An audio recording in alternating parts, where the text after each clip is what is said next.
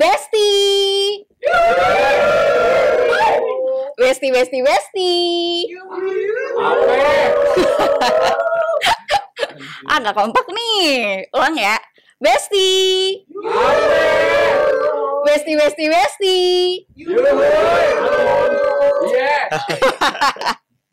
Besti, hari ini gue mau ngobrol sama narasumber yang luar biasa banget. Kenapa luar biasa? Karena dia tuh berhasil mengolah daun kelor jadi something. Daun kelor nih, top of mind kalian. Kalau denger daun kelor, pasti kan pengusir jin, ya nggak sih? Iya nggak sih? Pengusir gue maksudnya. Tapi di tangan narasumber gue satu ini bisa jadi something, bisa jadi produk yang punya nilai jual, yang punya nilai ekonomi. Nah, langsung aja kita ngobrol sama Mas Erwin. Mas Erwin. Mas Erwin si Juragan Kelor. Asik. Juragan Kelor, bener ya Mas Erwin ya? Itu katanya kelornya udah sampai ke Jerman ya, Mas Erwin ya? Iya. Itu sampai ke Jerman tuh memang buat ngusir jin di Jerman atau? Ya, ngusir mbaknya juga bisa kalau di Jerman. Mas Erwin berarti saya jin dong. Oh, jin yang baik, Mbak. Oh ya. gitu. Mas Erwin, gimana sih ceritanya kok bisa gitu? Yang awalnya si kelor ini kan kita kenalnya gitu, kebanyakan orang taunya tuh ya udah kelor tuh buat ngusir jin gitu. Tapi bisa diolah nih sama Mas Erwin. Itu gimana Mas? Kok sampai kepikiran kayak gitu? Jadi awalnya saya ini adalah generasi kedua di usaha jamu yang berdiri sejak tahun 1993 dirintis oleh orang tua Mbak Kiki. Tapi jamunya bukan kelor? Ya, jamunya bukan kelor. Jadi kelor ini muncul di tahun 2016 ketika ada buyer dari Jerman mencari kelor 1-2 ton. Nah, di situ kami kaget gitu ya. Selama ini dijadikan sayur mayur, dijadikan pagar tanaman pangan di Lombok dan di Sumbawa atau di Nusa Tenggara Barat pada umumnya, itu ternyata diminati oleh buyer-buyer luar negeri. Salah satunya adalah buyer dari Jerman. Dan itu akhirnya tidak lama kemungkinan buyer itu datang untuk mencari kelor, dicarilah ada nggak yang bisa menyediakan kelor 1-2 ton dalam satu bulan. Oke, ada. Akhirnya jawaban waktu itu adalah ada 2 jawaban kami, yaitu oke dan yes. Nah, karena satu bahasa Inggris masih awam waktu itu bapak saya. Yes. Ya, oke ya. Ya. No, nggak mungkin ya. Iya, nggak mungkin. Jadi dia bilang how much moringa? Oke. Nah, dia bilang are you ready moringa? Yes. Nah, jadi semuanya itu oke dan yes. Jadi akhirnya datang dan percaya. Saking semangatnya aku hubungi keluarga yang ada di Kilodompu. Nah, datang ya di NTB, tepatnya di Pulau Sumbawa di bawah kaki Gunung Tambora. Itu di Kecamatan Kilo, Kabupaten Dompu, tempat saya lahir juga. Banyak di sana tumbuh. Sepanjang mata memandang itu kelor semua. Akhirnya datang 1 ton, datang 2 ton, datang terus-menerus ke pabrik. Nah, tidak lama kemungkinan bulan depan waktu itu sampai hari ini pun kita nggak tahu ini buyer ini dari mana dan hilang kontak. Di ghosting. Iya, mungkin nggak tahu ya. Sedih sekali di ghosting. Ibaratnya di PHP-in lah. Jadi kami sudah baper duluan ya, berharap penuh, ternyata dia menghilang. Ya, seperti harapan kita ini yang tidak pasti jadinya. Jadi Mas Erwin kasih harapan ke saya. Ya juga sih. Oke, lanjut. Tapi di tengah perjalanan kami berpikir ini kelor 1-2 ton lebih ini mau diapakan sih Mbak? Nah, akhirnya kami berpikir carilah di Google, di YouTube, ternyata kelor banyak manfaatnya. Ada untuk kencing manis, ada untuk diabetes, ada untuk fungsi pencernaan, ada untuk stunting, dan masih banyak lainnya hasil dari penelitian. Situlah kami berpikir dengan pengalaman jual jamu, jamu saja yang pahit bisa kita jual, apalagi kelor yang bisa dijadikan olahan atau sajian teh. Akhirnya terbesit, tanpa mikir panjang kumpulin keluarga di rumah, ada ibu, bapak, kakak, adik dan para tante-tante saya, akhirnya ngumpul. Nah, minumlah per gelas. Gimana, cocok? Enak. Oke, kurang ini masih bau langu, tambahkan dia pandan wangi. Jadi di mix 10%. Ternyata cocok, akhirnya jual. Berarti awalnya tuh karena di ghosting terus jadi kepikiran dijadiin apa nih daripada nggak kejual. Betul. Gitu. Akhirnya dari Mas Erwin tuh ada inovasi jadi teh. Jadi teh. Ini ya. Awalnya kita anggap ini musibah, ternyata berkah. Dari musibah jadi berkah. Betul. Gitu. Ini namanya teh teh kelor Morikai dan Moringa Kidom. Oke. Ini kebetulan udah disediain juga nih sama tim di sini. Iya. Ada tehnya. Boleh kita cobain Boleh ya. Mbak. Ya. Karena aku juga penasaran nih sebenarnya kalau teh itu kan dari daun teh aja gitu. Ini teh dari kelor yang mana ini pertama kali banget sih Mas Erwin buat aku minum. Ya betul Mbak, the first time ya. Mhm. Jadi mengusir jin yang dalam tubuh juga. Tapi rasanya nggak jauh beda ya sama teh-teh pada umumnya. Tapi Iya. lebih ke aku biasanya kayak teh sehat aja gitu, kayak Iya. teh herbal Iya, gitu. kalau Mbaknya minum, Mbak Kiki minum sambil lihat saya manis mungkin Mbak. Iya. Boleh. Tapi emang sih Mas ada kayak Iya. manis-manisnya sih. Iya. Kalau ngadep ke sini, kalau ngadep ke sana agak Agak pahit. pahit ya. Mas Erwin, Iya. tapi kalau dewasa ini nih, belakangan ini gitu. Iya. Yang lagi happening itu kan kopi, terus habis itu minuman boba yang Iya. manis-manis gitu loh. Nah, sedangkan Mas Erwin ini mengenalkan teh dan menurut aku ini tuh lebih ke teh buat kesehatan gitu loh Iya. dari rasanya ya. Nah, gimana caranya Mas Erwin tuh bisa menang gitu, bisa memperkenalkan teh ini ke Iya. khalayak gitu, Mas? Jadi yang pertama, banyak sekali teh di Indonesia atau produk yang sejenis pada umumnya itu memiliki segmen market yang berbeda dan cenderung sajiannya pun sama. Nah, banyak orang bilang kelor ini apakah dikatakan teh atau minuman biasa? Nah, kalau pada umumnya teh itu dari daun teh. Iya. Nah, tapi kalau ini kita buat teh dari daun kelor. Nah, sajiannya seperti minum teh. Nah, itu kan ada keunikan di situ. Yang kedua, kita melihat bahwa kelor ini sangat familiar di Indonesia. Nah, kita melihat dari belakang bahwa kelor ini sejarahnya sangat panjang. Di mana di Afrika sebagai untuk mengentaskan gizi buruk, di India sebagai ramuan Ayurveda, terus di beberapa negara belahan dunia itu sangat familiar. Bahkan WHO pun itu menobatkan kelor menjadi tanaman ajaib. Dan Indonesia uniknya itu sebagai pengusir jin, peluntur susuk dalam tanda kutip untuk untuk hal-hal mistis lah. Dan itu ternyata cuma mitos. Nah, kita nggak tahu. Nah, disitulah letak keunikan kenapa harus ada kelor di situ, kita jadikan minuman seperti teh dengan berbasis obat tradisional. Sepakat banget sih Mas Erwin kalau si kelor ini tuh bagus untuk kesehatan karena ada salah satu artikel nih dari BRIN tuh neliti manfaat daun kelor untuk atasi stunting dan anemia. Berarti salah satu keunikan atau keunggulan dari kelor tuh itu ya, Mas Erwin ya. Betul. Jadi kalau misalkan kita konsumsi kelor ini bukan cuman enak ya besti-besti ya, tapi juga bagus untuk kesehatan ya Mas Erwin ya. Makanya itu adalah nilai yang mungkin di minuman-minuman lain tuh tidak ditemukan seperti kelor ini ya Mas Erwin. Jadi pede dong sama kelor. Iya, sangat pede. Jadi karena waktu musim pandemi kemarin itu penjualan kami meningkat. Nah, karena orang di sana melihat itu akan manfaat kesehatan yang salah satunya untuk suplemen, multivitamin, untuk meningkatkan daya tahan tubuh. Jadi kelor itu tidak hanya sebagai makanan sayur mayur, sebagai tanaman kelor liar, biasanya jadi sayur kan. kelor. Tapi ternyata bisa jadikan minuman untuk sehari-hari. Dan itu kita pilih sebagai strategi market, bahwa market itu yang sekarang dibutuhkan bukan hanya minum, terus minum biasa saja, ternyata diminum itu ada manfaatnya untuk kesehatan. Tapi kita kalau ngomongin potensi ekonominya, oke, kalau inovasi mah nggak usah didebatin lagi, udah oke banget lah inovasi dari kelor ini.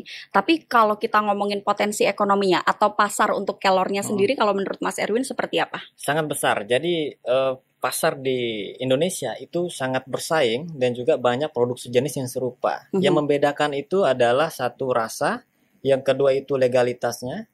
Nah, yang ketiga itu standarisasinya. Nah, kami di sini mengunggulkan produk ini dari sektor hulunya. Ada di situ pemberdayaan, di situ memberdayakan kelompok tani, membangun distribusi jaringan pasca panen yang masif sehingga terjaga ketersediaan bahan baku.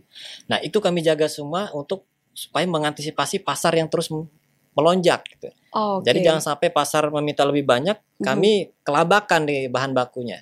Nah, itu salah satu potensi yang besar, terutama di negara luar atau di luar negeri, itu sangat banyak peminatnya. Di mana, Mas? Nah, ada di Jerman, ada di Jepang, di Spanyol, bahkan di Malaysia, negara tetangga kita. Itu sangat sangat apa ya, sangat antusias dalam mengonsumsi teh kelor ini sebagai minuman yang berbasis dengan kesehatan. Berarti ini sudah diekspor ke negara-negara yang Mas Erwin tadi sebutin, ke Iya, Malaysia, betul. ke Eropa, Iya. ke Jepang juga Iya. bahkan ya Mas ya. Betul. Dan kami sudah ekspor ke 15 negara. Oh, ke 15 negara. Kemana Iya. aja Mas Erwin? Itu ada Madagaskar, di situ ada apa lagi, Jerman, selain tadi Jerman ada juga Swedia, terus ada Swiss, nah terus masuk lagi ke Amerika Latin. Nah, jadi sudah apa menyebar hampir ke beberapa belahan dunia. Nah, itu berasal dari produk lokal yang kami buat. Oke, ini Mas Erwin ini ya besti-besti ya, memang benar-benar lokal heroes karena berhasil memperkenalkan kelor bukan cuma di Indonesia, tapi ke 15 negara dan sudah berhasil ekspor ke 15 negara itu. Boleh tepuk tangan? Keren sekali, karena berhasil jadi lokal heroes nih yang tadinya tanaman kelor tuh mungkin tidak dilirik, tapi mungkin dari Mas Erwin nih besti-besti bisa belajar supaya bisa nih menemukan potensi-potensi yang ada di daerah. Betul. Gitu ya Mas Erwin ya. Nah, kalau kita ngomongin soal ekspor ya, tadi kan ekspornya kan udah ke 15 negara. Sebenarnya kalau dari ekspornya sendiri tuh ribet nggak sih Mas Erwin? Yang buat ribet tuh kalau kita nggak mau, Mbak. Jadi sekarang ini kalau kita punya kemauan yang tinggi dan niat yang bagus, maka kita bisa ekspor.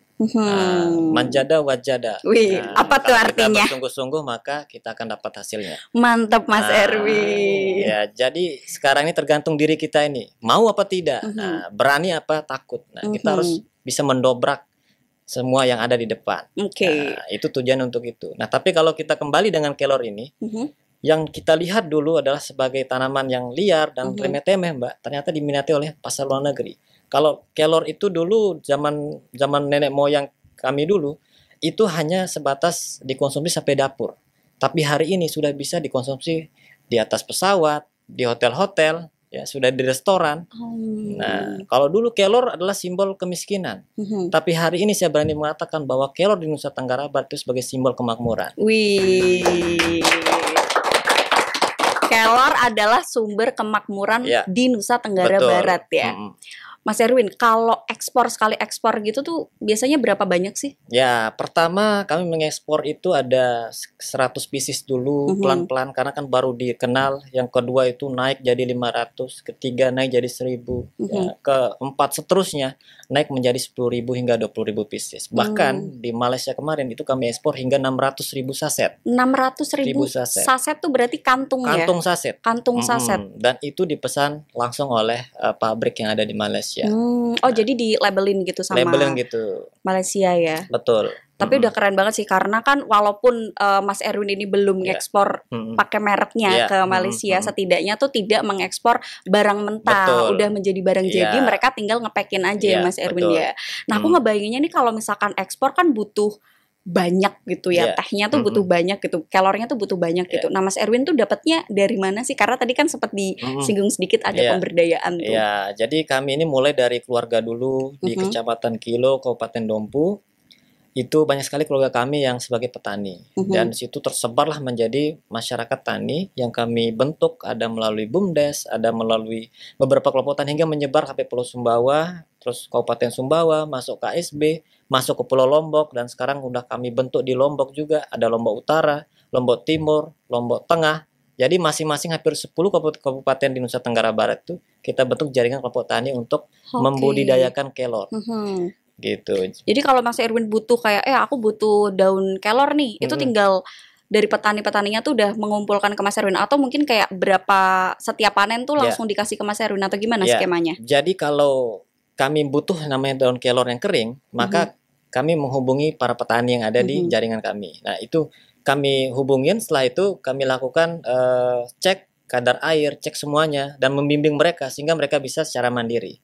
Lalu bawalah ke pabrik di Mataram. Nah, itu memang ekosistem yang dibuat sama Mas Erwin seperti itu ya, dari awalnya petani yang ada di NTB, terus habis itu dikumpulin nih sama Mas Erwin di Morikai ya, di Morikai, terus baru dibawa ke pabrik seperti itu. Nah, kalau misalkan nih Mas Erwin pernah nggak kejadian karena ekspornya banyak nih, permintaan pasar banyak gitu, pernah nggak kayak ngambil dari luar daerah Lombok gitu Mas? Kalau untuk saat ini memang belum ya Mbak. Nah, tapi ke depan kalau ada permintaan yang banyak sampai 2 bahkan sampai 4 kontainer atau lebih, itu kami berkolaborasi juga dengan teman-teman pelaku usaha kelor yang ada di asosiasinya.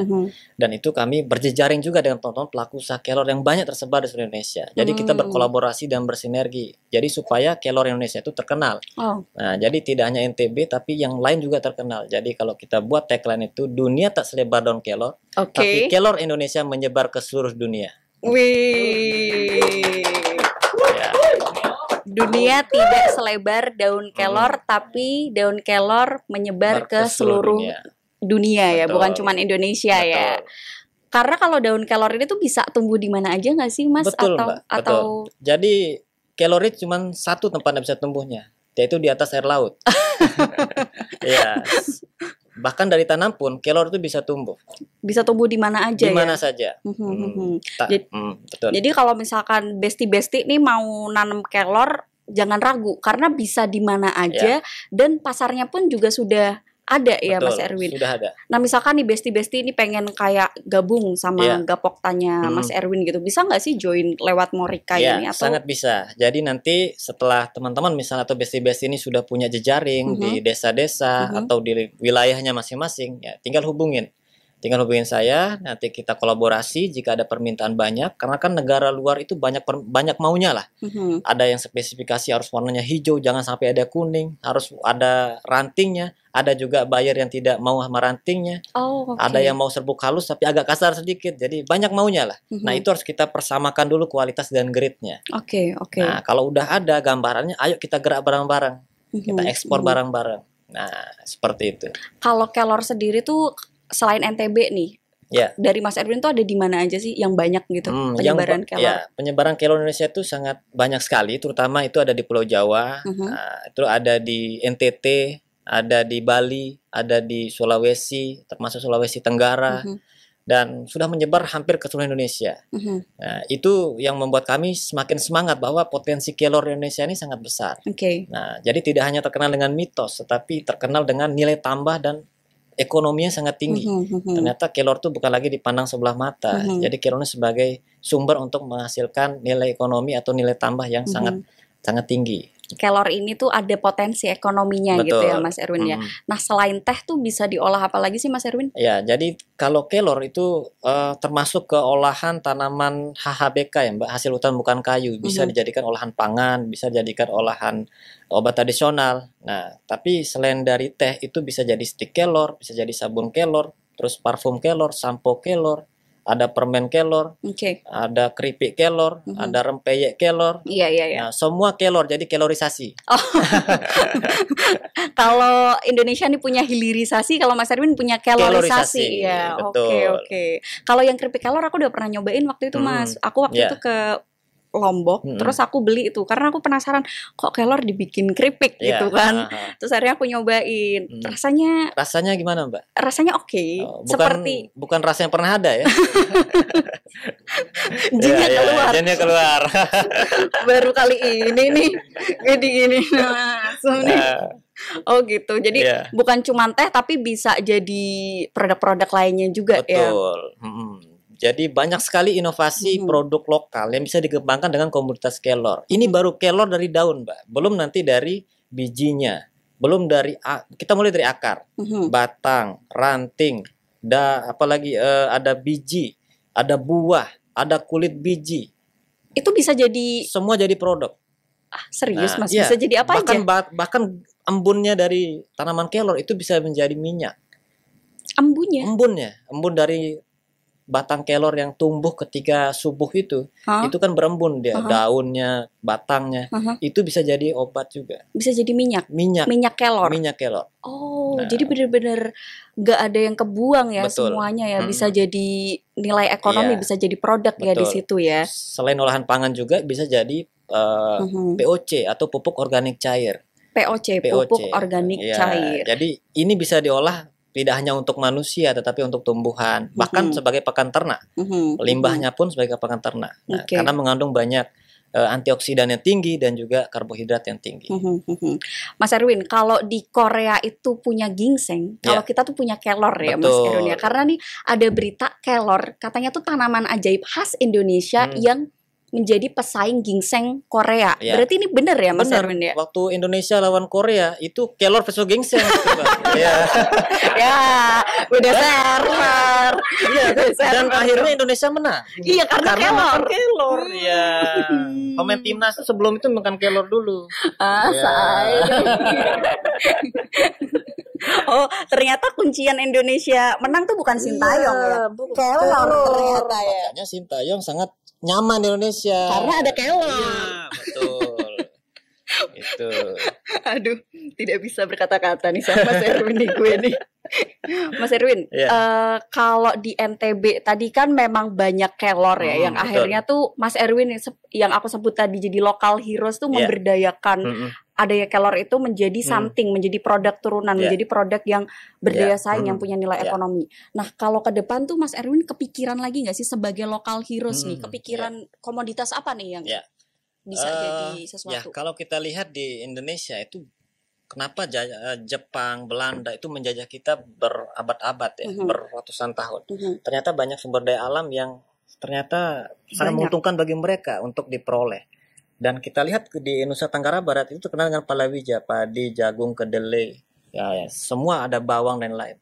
Nah, sekarang ini kita buat menjadi komoditas yang belum dilirik untuk diunggulkan supaya menjadi sebuah produk komoditas yang bernilai unggul. Salah satunya kelor. Kelor ini itu memang bertentangan dengan palawija. Karena apa? Di satu sisi masyarakat menanam hingga sampai di bukit-bukit, di gunung-gunung menanam jagung. Itu menyebabkan lahan kritis, menyebabkan gunung-gunung itu gundul, sehingga dengan solusi adanya tanaman kelor itu bisa menghijaukan tanaman-tanaman atau lingkungan, bahkan menjaga kelestarian alam yang berkelanjutan, yaitu dengan kelorisasi tadi. Nah, jadi itu menguntungkan juga buat masyarakat dan juga tidak merugikan buat kehidupan mereka yang ada di sana gitu. Oh, ternyata kelor tuh bagus untuk tanam, untuk alam ya Mas ya? Iya, betul. Karena dia ngeluarin embun atau segala macam itu tadi ya. Dan batang kelor itu menyimpan banyak cadangan air.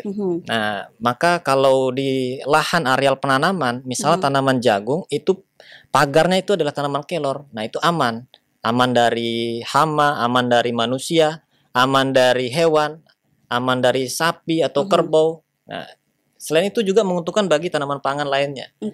Nah, yang kedua itu bisa menguntungkan bagi lingkungan dan menjaga kelestarian alam yang berkelanjutan. Nah, itu makanya kalaupun program pemerintah yang di daerah itu harus menanam kelor supaya untuk memanfaatkan lahan kritis atau gunung-gunung yang sudah gundul itu dengan tanaman kelor. Berarti menyelamatkan alam dengan menanam tanaman kelor ya. Tapi belum kejawab nih Mas Erwin. Kalau selain kelor nih, next tuh Mas Erwin ada pandangan ke depan nggak sih, kayak mau manfaatin apa lagi gitu? Iya, banyak banget sih. Pertama, salah satunya itu ya menjadi minyak kelor ya. Minyak satu seperti fresh care ya gitu kan, seperti minyak. Berarti lebih ke inovasi produk ya. Ada minyak untuk apa? Untuk urut misalnya. Nah, yang ketiga itu sebagai kosmetik. Nah, kosmetik ini ada masker wajah karena untuk anti aging gitu kan. Terus aku pernah pakai itu yang itu. Ya, untuk bisa glowing ya. Ya, supaya lebih cantik, lebih manis, lebih ganteng. Nah, itu yang ingin kita buat ke depan. Berarti nggak berhenti di makanan aja, tapi pengen merambah ke yang lain gitu ya, betul. Mas Erwin ya. Nah, tadi kan udah disinggung nih soal petani sama ekosistem yang udah dibentuk sama Mas Erwin. Ada di tiga Lombok Utara, Lombok Selatan, sama yang satu Lombok Tengah ya Mas Erwin ya. Betul. Itu tuh udah berapa banyak sih Mas Erwin petaninya? Katanya banyak banget. Ya, saat ini sudah terbentuk 50 kelompok tani. Yang kurang lebih sekarang ini ada 1.000 anggota kelompok tani. Jadi sudah banyak sekali ya. Banyak ya. Dan itu kita bentuk atas dasar mereka menginisiasi satu sebagai petani jagung, petani bawang, petani padi. Dan ada juga melalui kawasan Rumah Pangan Lestari atau KRPL. Jadi tetangga-tetangga yang di desa itu menanam kelor di pekarangan rumah. Nah, berarti nggak harus butuh banyak luas gitu ya lahannya ya? Tidak harus. Lahan sempit pun bisa ya Mas Erwin ya? Bisa di polybag, bisa di pekarangan. Karena kalau kita hitung penduduk masyarakat di Pulau Lombok dan Sumbawa itu hampir 5 juta penduduk. Kalau satu rumah saja ditanami 3 kelor, nah maka tiga tanaman kelor, maka ada 15 juta pohon kelor yang tumbuh di Nusa Tenggara Barat. 3 tanaman kelor tuh tiga tumbuhan aja, 3 pohon gitu. 3 pohon. Bisa jadi 15.000 ya. juta. Karena ada 5 juta sekian penduduk di Nusa Tenggara Barat. Kita bisa ekspor kelor ke seluruh dunia dong kalau kayak gitu. Sangat bisa, Mbak. Kalau bisa ke Mars juga. Wih. Pindah dulu kita ke Mars bareng sama Sal Priadi. Mas Erwin, kalau tanggapan dari pemerintah sekitar, karena kan kelor kan sudah sangat berprestasi sekali nih, udah bisa dikenal bukan cuma di Indonesia tapi ke luar negeri, ke 15 negara itu tadi. Tanggapan pemerintah sekitar soal kelor gimana Mas Erwin? Sangat welcome dan sangat mendukung, bahkan mengapresiasi inisiasi dari pelaku usaha seperti kami yang merintis usaha ini dari apa yang awalnya kita musibah ternyata jadi berkah. Nah, kita memanfaatkan peluang itu sebaik mungkin dan bisa berkolaborasi dengan pemerintah daerah. Bahkan pemerintah pusat pun sangat mendukung. Nah, itu yang peluang inilah yang menjadi modal utama kami lebih survive, lebih baik lagi ke depan supaya banyak muncul UMKM yang bisa seperti kami juga. Dan kita ingin beriringan, berkolaborasi, bersinergi dan sama-sama bisa mengenalkan produk lokal go global. Oke, keren sekali. Jadi dukungan pemerintah sangat luar biasa ya. Betul. Kepada Mas Erwin ya, ke Mas Erwin ya. Karena aku ngelihatnya Mas Erwin ini beneran keren. Enggak karena syuting ya, tapi memang beneran keren karena Mas Erwin ini tuh local heroes yang awalnya melihat tanaman kelor, apa sih tanaman kelor kayaknya nggak berharga deh. Tapi di tangan Mas Erwin ini tuh bisa jadi produk yang bukan cuman teh, bukan cuman ya udah teh diseduh gitu, tapi ada packagingnya, bahkan ini udah sertifikat halal segala macam, udah komplit semuanya ya Mas Erwin ya, karena udah bisa diekspor gitu kan. Terus Mas Erwin juga punya impian buat jadiin itu kosmetik, jadiin itu minyak, produk wellness gitu ya Mas Erwin. Mas Erwin. Nah, ke depan Mas Erwin tuh pengen apa lagi nih? Pengen memperluas lagi pasarnya kah atau gimana? Ya, pertama adalah kami ini ingin fokus dulu dengan produk yang ada, sehingga dengan produk ini itu bisa menjadi sebuah ikon, menjadi sebuah semangat, dan juga menjadi sebuah produk lokal yang bisa menjadi ikon dari sebuah daerah. Itu bisa dikenal tidak hanya skala nasional tapi skala dunia. Yang kedua itu kita bisa kreatif dengan produk-produk teman yang lainnya. Jadi kalau teman-teman ingin seperti kami, ya kami sama-sama bergerak, saling membimbing, saling mengarahkan, membuat. Karena semakin banyak produk kelor yang ada di luar sana, bukan berarti semakin banyak pesaing. Tetapi semakin banyak pintu rezeki yang terbuka. Nah, bukan berarti nanti gimana Mas, nanti kalau saya menyaingi Mas, enggak apa-apa. Yang tidak bisa disaingi oleh mereka itu bukan produknya, tetapi rezekinya. Nah, jadi boleh mereka meniru produk kita, tapi mereka tidak bisa meniru rezeki kita. Oke, Masya Allah Mas Erwin. Aku pikir tuh kalau bisnis, kalau ada pesaing tuh kayak ada pesaing nih. Tapi kalau di Mas Erwin sendiri tuh malah seneng karena kelor ini tuh lebih bisa dikenal sama teman-teman UMKM ya, supaya bisa diberdayakan sama teman-teman UMKM ya Mas Erwin. Nah, Mas Erwin tadi kan di awal cerita nih kalau generasi kedua gitu. Nah, kalau generasi pertamanya tadi tuh siapa Mas Erwin? Pertama itu adalah bapak saya yang dulu seorang cleaning service di perusahaan jamu di Makassar, merintis hanya tamat SMP, anak dari sebuah orang tua yang buruh tani, dulu kakek nenek saya di Kecamatan Kilo, Kabupaten Dompu, itu yang paling miskin. Nah, sehingga orang tua saya ini merantau gitu dari umur SMP menjadi cleaning service dan dipercaya menjadi sales hingga ke Surabaya menjadi wakil direktur di umur 19 tahun. Wow. Nah, di umur 20 tahun merantau ke Lombok. Nah, ibu saya orang Jawa, Tulungagung, Jawa Timur, akhirnya ke Lombok. Lalu disitulah mulai merintis jamu. Nah, kecil-kecil saya dulu ikut sales, jadi digendong-gendong gitu kalau jalan-jalan keliling bersama karyawan S1, S2 dulu waktu itu. Nah, bapak saya ini hanya tamat SMP. Nah, dengan terbiasanya ikut keliling, door to door gitu. Jadi saya udah terbiasa lah gitu. Wah, kayaknya asik banget ya gitu kan, sampai di tahun 2015-16 hingga titik nadir usaha ini mau collab.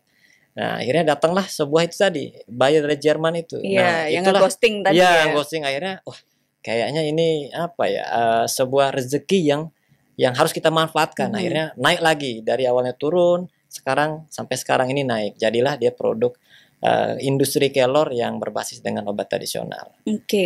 Berarti itu jiwa-jiwa bisnismennya Mas Erwin tuh memang sudah diasah dari kecil karena udah sering ikut orang tua gitu. Dan Mas Erwin nggak menyanyiakan hal itu. mau berinovasi, mengembangkan gitu. Karena kalau misalkan mager nih ya, anak-anak muda mager gitu ya, itu pasti kayak ya udahlah bisnis orang tua kita tinggal lanjutin aja. Tapi sama Mas Erwin tuh diinovasi, diolah lagi, ada R&D lagi segala macam, sehingga jadi produk teh ya. Betul. Jadi orang tua itu memberikan kita sebuah privilege, jadi privilege itu harus kita manfaatkan. Jadi sepakat. Kita tidak bisa memilih kita ini harus lahir dari orang tua yang mana, tidak bisa kita pilih. Yang kita harus pilih adalah kita bisa memanfaatkan privilege yang ada sehingga kita bisa survive di situ dan menjadi sebuah tujuan dan harapan yang diinginkan bersama. Nah, kalau prinsip saya, anak muda sekarang itu yang dibutuhkan bukan sekedar uang, tetapi yang dibutuhkan oleh anak muda hari ini adalah ruang. Ruang untuk berinovasi, ruang untuk belajar, ruang untuk terus berkreativitas hingga bisa menjadi apa yang diinginkan. Tapi kalau takut gimana? Udah ada ruangnya tapi dia takut gitu. Itu berarti ada penyakit dalam dirinya, ada takut, malas, terus malu, gengsi. Nah, keempat hal ini adalah sebuah penyakit yang secara fundamental harus dibereskan dulu. Nah, kalau masih takut, ya mau nggak mau tidak bisa gitu. Karena hari ini kalau takut dia tidak bisa makan. Nah, maka itu harus berani. Apapun mental kita ya, karena 20% itu pengetahuan sekarang, ilmu pengetahuan, tapi 80% itu mental. Nah, mental itu harus kita tumbuhkan dalam sebuah wirausaha. Mas Erwin. 80% mental ya. Dan anak-anak muda zaman sekarang udah nggak zamannya mager lah ya Mas ya. Betul. Harus mau berinovasi, harus mau belajar, nggak boleh takut gitu ya. Dan yang paling penting mental, mental untuk nggak takut salah.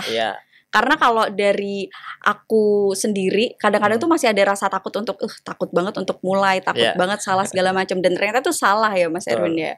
Nah Mas Erwin, kalau untuk jamunya sendiri sampai sekarang masih ada nggak? Kalau jamu saat ini kita udah berhenti produksi karena memang permintaannya sudah tidak ada, karena segmentasinya adalah orang tua yang suka minum pahit, yang masih hidup secara tradisional. Nah, dengan adanya produk berbahan baku kelor ini, salah satunya adalah teh celup, kopi kelor, dan minuman lainnya. Itu mengubah persepsi yang dulu awalnya orang itu hanya menganggap bahwa minuman yang kami jual ini pahit, ternyata bisa diminum oleh semua kalangan. Bisa untuk dewasa, untuk orang tua, apalagi buat anak-anak. Nah, itu sangat-sangat bagus untuk melengkapi nutrisi yang ada dalam tubuhnya gitu. Karena kalau minum jamu pahit ada yang lebih enak dan sama-sama sehat, kenapa nggak pilih yang lebih enak gitu ya Mas Erwin ya. Jadi jamunya itu udah bener-bener stop ya Mas Erwin. Sudah benar-benar tidak lagi produksi. Udah nggak produksi lagi. Sebelumnya tuh ada jamu apa aja Mas Erwin? Dulu itu ada jamu untuk sakit pinggang, terus untuk pegal linu, ada juga untuk obat luar kayak minyak tawon sakti namanya dulu kita dioles gitu untuk urut. Nah, itu dijual sudah berizin semua. Nah, bahkan satu-satunya produk jamu yang berizin Badan POM di Nusa Tenggara Barat di tahun 2000-an waktu itu. Nah, pionirnya tuh orang tuanya Mas Erwin ya. Nah, balik lagi ke kelor nih Mas Erwin. Teman aku tuh pernah ada, dia ngelakuin penelitian gitu kelor. Katanya kelor itu tuh bagus buat Alzheimer, buat orang-orang pikun. Katanya tuh bagus. Bener nggak Mas Erwin? Ada benarnya sih. Nah, tergantung reaksi dari yang misalnya kalau hobi minum teh kelor, ya mungkin sering kebawa mindset ya, pikiran ya. Oh, kalau saya supaya saya kuat terus, supaya stamina energi terus, minum teh kelor terus. Atau makan sayur kelor tuh tiba-tiba saya rasanya jadi bugar.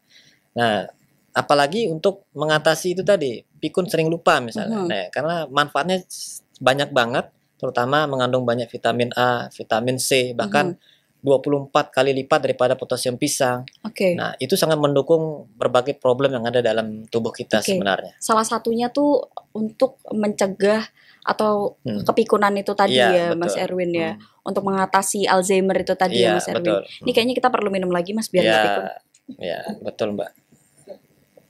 Biar sehat terus Mas Erwin. Sekarang kan cuaca lagi adem panas gitu kan Mas Erwin. Apalagi jangan sampai ingat mantan ya. Aduh lah, kok ingat mantan puter balik. Kayak sering minum teh kelor yang ingat mantan gitu. Mantan saya yang nonton jangan tersinggung ya.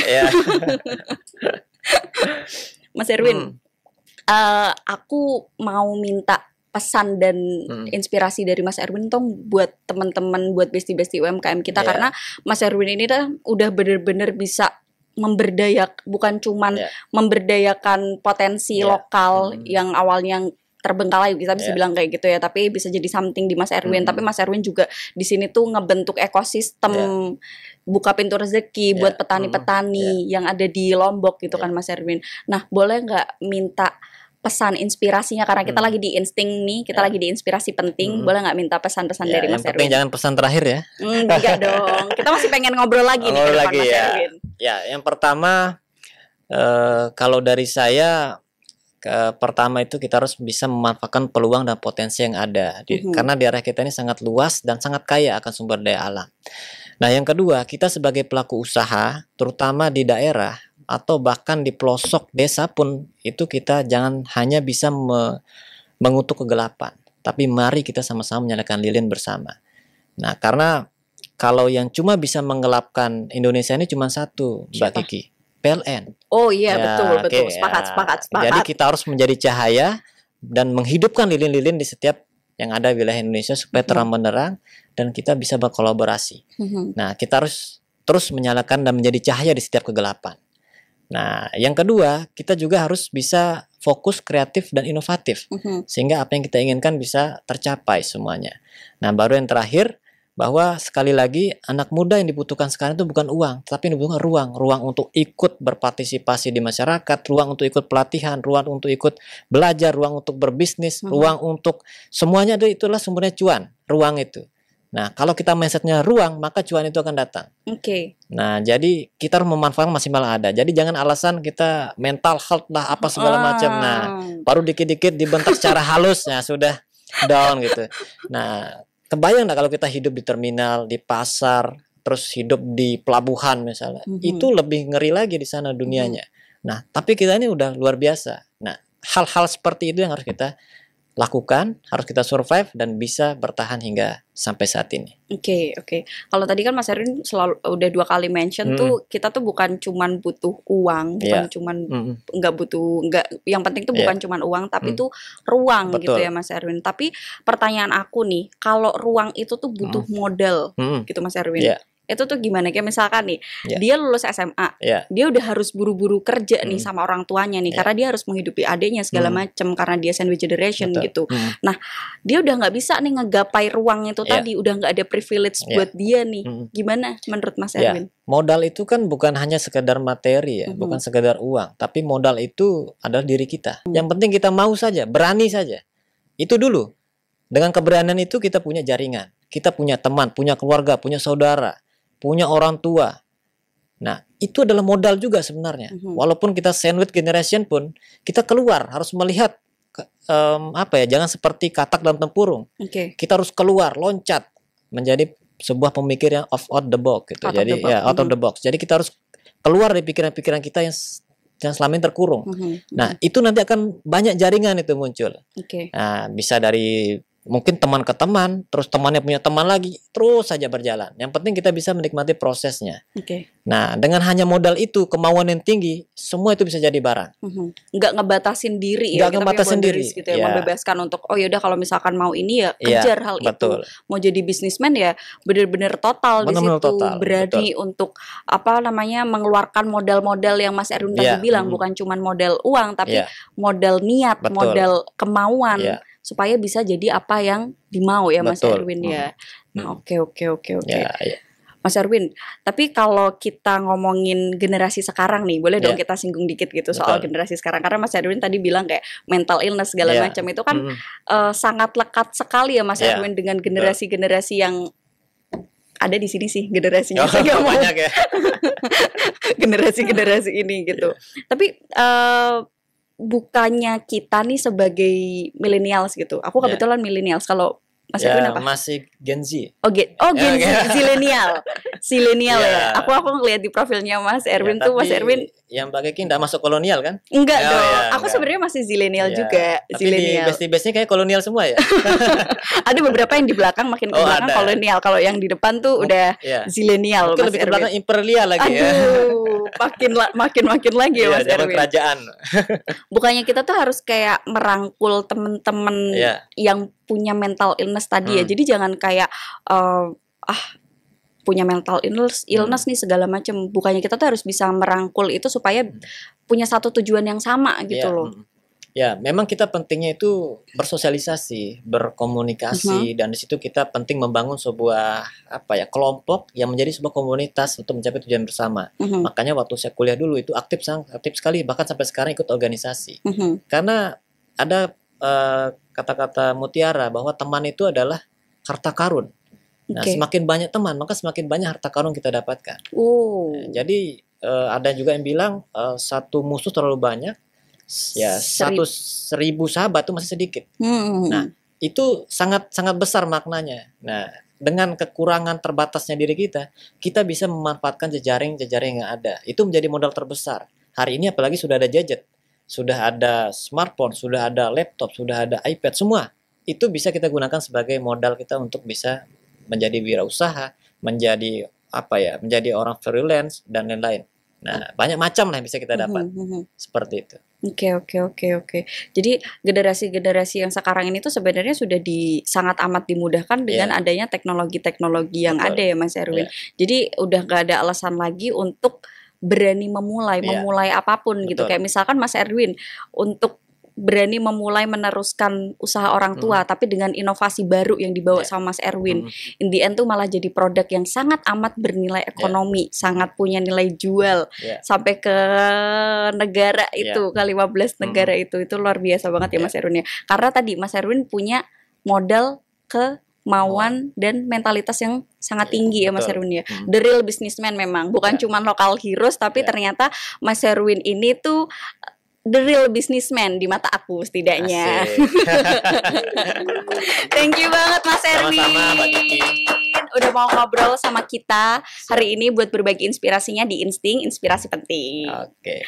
Nah, buat bestie-bestie nih, gimana? Obrolan gue seru kan hari ini sama Mas Erwin?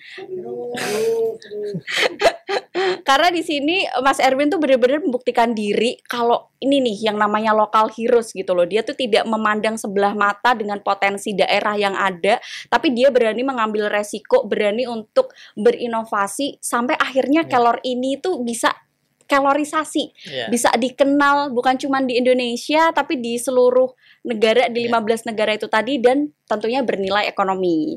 Dan buat bestie-bestie semua, pokoknya jangan lupa untuk terus nonton Insting, inspirasi penting di channel YouTube Kemenkop UKM. Bye bye bestie.